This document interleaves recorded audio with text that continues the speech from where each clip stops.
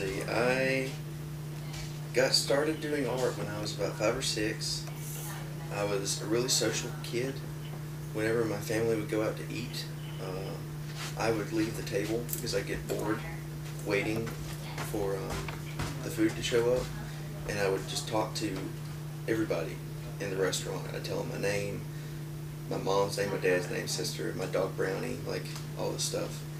And as a way of keeping me at the table, my dad started challenging me to drawing contests. And I was a really rambunctious kid, and my mom says that after I discovered drawing and after I discovered video games, I finally found something that allowed me to settle down and just focus. So I've been carrying a sketch pad since I was 5 years old. I didn't start painting really until I started studying painting at Georgia Southern. Up until then it was mainly drawing. I didn't play video games a lot when I was in college. I mainly played them up until about probably high school, and then just lost interest in them.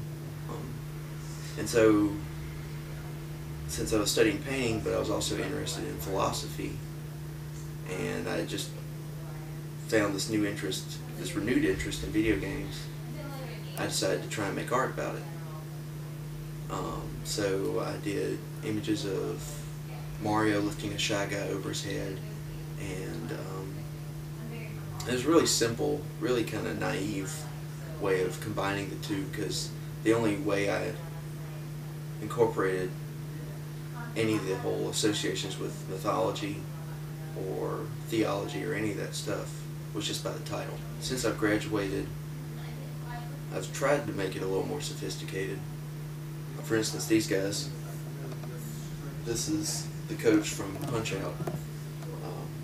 I started him when I still lived in Statesboro. This is like spring of 2006, and I was influenced. I was inspired to do my drawing of him because of artists that I had studied in the art history classes. Michael Ray Charles, Kerry James Marshall, Kara Walker. Kara Walker's actually from Atlanta, coincidentally. And they're all artists who deal with the topic of race. And so I thought, well, you know, that's a very potent topic to address, and it's kind of ironic to use video game imagery to talk about it somehow. So I did this one because I was intrigued by the fact that even though video games, particularly this one, were created 20 years after the Civil Rights Movement, after most racist language was officially shut down as taboo and wrong, how images were present in video games that were kind of racist. I mean, this guy, in his original form, I've made the colors a little richer, but in his original form, he's got big, bright white eyes, a huge nose, and bright red lips. He's a pickaninny. I mean, he's a pickaninny, and it's crazy that that's appearing in video games in like the mid-'80s, when that stuff is completely, you know, out of limits. I feel kind of trepidatious showing this to Atlanta, but I mean, I didn't create it, I just made a painting of it, so this is what it is. It's pretty racist. It was in the original Japanese game. It got replaced with a turtle shell in the American version. I think the proper name for the item in the game manual in Japan is Shrunken Head, which kind of has racist connotations given the particular image that's being referred to as a shrunken head.